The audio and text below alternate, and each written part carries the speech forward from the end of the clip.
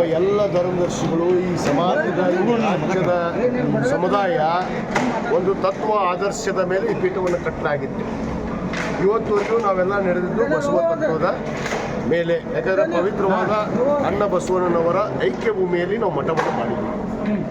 ಇದನ್ನು ಮಾಡುವಂಥ ಸಂದರ್ಭದಲ್ಲಿ ನಮ್ಮೆಲ್ಲ ಹಿರಿಯರು ಯಾವುದೇ ಪೂಜ್ಯರು ಬಂದರೂ ಕೂಡ ಅದು ಬಸವ ತತ್ವದ ಆಧಾರದ ಮೇಲೆ ಅವರು ನಡಿಬೇಕು, ಅವ್ರು ನಡೆ ಇರಬೇಕು, ನುಡಿ ಇರಬೇಕು, ಆ ತತ್ವವನ್ನು ಪಾಲನೆ ಮಾಡುವಂಥವರೇ ಬೇಕು ಅಂತೇಳಿ ನಾವು ತತ್ವವನ್ನು ಅವ್ರನ್ನ ಬಸವ ಜಯಂತಿ ಇಲ್ಲಿ ಪೀಠಕ್ಕೆ ಕೂಡಿಸಿದ್ದು.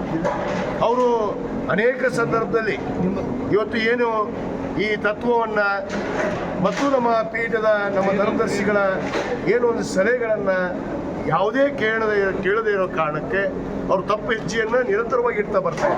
ಇವತ್ತಲ್ಲ, ಹಲವಾರು ವರ್ಷಗಳಿಂದ ನಡೆದಿತ್ತು. ಇದನ್ನೆಲ್ಲವನ್ನು ಗಮನಿಸಿ ಅವರು ಹಲವಾರು ಬಾರಿ ನೋಟಿಸ್ ಕೊಟ್ಟಿದ್ದಾರೆ. ಅವ್ರ ಹತ್ರ ಉತ್ತರನೂ ಬರೆದಿದ್ದಾರೆ. ನಮ್ಮ ಹತ್ರ ಉತ್ತರಗಳು ಅವ್ರು ಸರಿಯಾಗಿ ನಡ್ಕೊಂಡು ಹೋಗ್ತೀನಿ ಅಂತ ಉತ್ತರನೂ ಬರ್ತಾರೆ. ಇವತ್ತು ನಾವು ಪದೇ ಪದೇ ಇದನ್ನೇ ನೋಡೋದಾಯಿತು, ನಮ್ಮ ಮೇಲೆ ಆರೋಪ ಮಾಡೋದಾಯಿತು. ಈಗ ನಾನೊಬ್ಬ ಅಧ್ಯಕ್ಷನಾದ ಮೇಲೆ ನಾನು ರಾಜಕಾರಣಿ ಅಂತ ಗೊತ್ತಿದ್ದು ನನ್ನ ವಿರೋಧಿಗಳು ಗುಂಪನ್ನು ಎಬ್ಬಿಸಿ ರಾಜಕಾರಣ ಮಾಡೋಕ್ಕೆ ಹೋಗ್ತಾರೆ. ಇವರು ಇವತ್ತು ರಾಜಕಾರಣನೇ ಮಾಡ್ತಾ ಇದ್ದಾರೆ. ಯಾರೋ ಒಬ್ಬ ವ್ಯಕ್ತಿ ಇವ್ರ ಮೇಲೆ ದಬ್ಬಾಳಿಕೆ ಮಾಡ್ತಾರಂತ ತಕ್ಷಣ ಅವ್ರು ಹೇಳಿದಂತೆ ಇವತ್ತು ಬಸವ ತತ್ವವನ್ನು ಮರೆತು ಏನು ಲಿಂಗಾಯತ ಧರ್ಮವನ್ನು ಮರೆತು ಇವತ್ತು ಏನು ಹಿಂದೂ ಅಂತ ಬರೆಸ್ರಿ ಅಂತ ಹೋಗ್ತಾ ಇದೆ. ಇವತ್ತು ಬಹಳ ಸ್ಪಷ್ಟವಾಗಿ ಇವತ್ತು ನಮ್ಮ ಪ್ರಧಾನ ಕಾರ್ಯದರ್ಶಿಗಳಂತ ನೀಲಕಂಠ ಸೂಟಿ ಅವರು ಮತ್ತು ಅನೇಕ ಧರ್ಮದರ್ಶಿಗಳು ಇವತ್ತು ಒಂದು ನಿರ್ಧಾರವನ್ನು ಅವರು ಕೈಗೊಂಡಿದ್ದಾರೆ. ಇವತ್ತೇನು ಅವರನ್ನು ಈ ಪೀಠದಿಂದ ಇವತ್ತಿನಿಂತನೇ ಈಗಿಂತನೇ ಅವರು ಈ ಪೀಠಕ್ಕೆ ಬರೋಂಗಿಲ್ಲ, ಅವರು ಈ ಪೀಠದ ಜಗದ್ಗುರುಗಳು ಅಲ್ಲ ಅನ್ನೋದನ್ನು ಭಾಳ ಸ್ಪಷ್ಟಪಡಿಸಿ ಹೋಗಿದ್ದಾರೆ. ಅದರಂತೆ ಇವತ್ತು ನನ್ನ ವೈಯಕ್ತಿಕ ನಿರ್ಣಯ ಅಲ್ಲ, ಇದು ನಮ್ಮ ಪೀಠದ ನಿರ್ಣಯ. ಪೀಠದಲ್ಲಿ ನಾನು ಒಬ್ಬ ಧರ್ಮದರ್ಶಿ.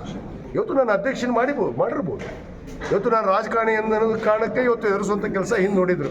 ವಿಷಾಪ್ರಾಸ್ತ ಮಾಡಿದಂಥ ಒಬ್ಬ ಏನು ವಿಧಾನಸಭೆಯ ಉಪನಾಯಕ, ವಿರೋಧ ಪಕ್ಷದ ಉಪನಾಯಕ ಹೇಳ್ತಿದ್ದ. ಮತ್ತು ಇವ್ರಿಗೆ ಬಿಗ ಹಾಕ್ಸಿದ್ರಿ ಅಂತ ಹೇಳಿದ್ರು. ನೀವು ಬಂದು ನೋಡಿದ್ರಿ, ಬಿಗ ಹಾಕಿದ್ವೋ ಗೇಟ್ ಹಚ್ಚಿದ್ವು ಅಂತೇಳಿ. ಇದು ಸುಮ್ಮನೆ ಆರೋಪ ಅಂದ್ರೆ ವಿನಾಕಾರಣ ನನ್ನ ಎದುರಿಸೋದಕ್ಕೆ ಇವ್ರು ನೋಡಿದರು. ಇವತ್ತೇನು ಟ್ರಸ್ಟು ನಮ್ಮ ಎಲ್ಲ ಸದಸ್ಯರು ನಿರ್ಧಾರ ತೆಗೆದುಕೊಂಡಿದ್ದಾರೆ ಮತ್ತು ಸಮುದಾಯದ ಜನಪ್ರತಿನಿಧಿಗಳು ಕೂಡ ನಮ್ಮ ಗಮನಕ್ಕೆ ತಂದಿದ್ದಾರೆ. ಇವರು ನಡೆ ನುಡಿಗಳು ಮತ್ತು ಇವರು ಸ್ವಯಂ ಘೋಷಿತ ಆಸ್ತಿಗಳನ್ನು ಮಾಡಿದ್ದಾರೆ, ಸ್ವಯಂ ಘೋಷಿತ ಸಂಸ್ಥೆಗಳನ್ನು ಮಾಡಿದ್ದಾರೆ. ಇಲ್ಲೇ ಕೂಡಲ ಸಂಘದಲ್ಲಿ ಒಂದು ಶಾಲೆ ನಡೆಯುತ್ತೆ, ಇಲ್ಲೇ ಕೂಡಲ ಸಂಘದಲ್ಲಿ ಇವರು ಒಂದು ಸ್ವಂತ ಜಾಗ ತೊಗೊಂಡಿದ್ದಾರೆ. ಇವೆಲ್ಲವನ್ನು ತಗೊಂಡು ಇದನ್ನೆಲ್ಲ ಪರಿಗಣಿಸಲಾಗಿ ಇನ್ನೂ ಅನೇಕ ವಿಚಾರಗಳಿದಾವೆ. ಅವು ಹೇಳುವಂಥ ಮಾಧ್ಯಮದ ಮುಂದೆ ಹಂಚ್ಕೊಳ್ಳುವಂಥದ್ದಲ್ಲ, ಅದು ಸಮುದಾಯದವ್ರ ಮುಂದೆ ಹಂಚ್ಕೊತೀವಿ.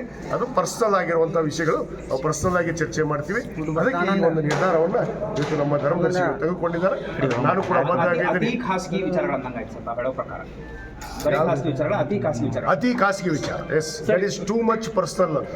ಸರ್, ಈ ಸ್ವಾಮೀಜಿ ಅವರನ್ನ ಉಚ್ಚಾಟನೆ ಮಾಡಿದ ಮೇಲೆ ಮಠಕ್ಕೆ ಪೀಠಕ್ಕೆ ಮತ್ತೊಬ್ಬ ಹೊಸ ಸ್ವಾಮೀಜಿಯನ್ನ ನೇಮಕ ಮಾಡೋದು ಖಂಡಿತವಾಗಿ ನಮ್ಮ ಸಮುದಾಯದ ಜನ ಏನು ನಿರ್ಧಾರ ಮಾಡ್ತಾರೆ ಮುಂದಿನ ನಿರ್ಧಾರವನ್ನು ಅದು ಕೈಗೊಳ್ತೀವಿ. Thank you.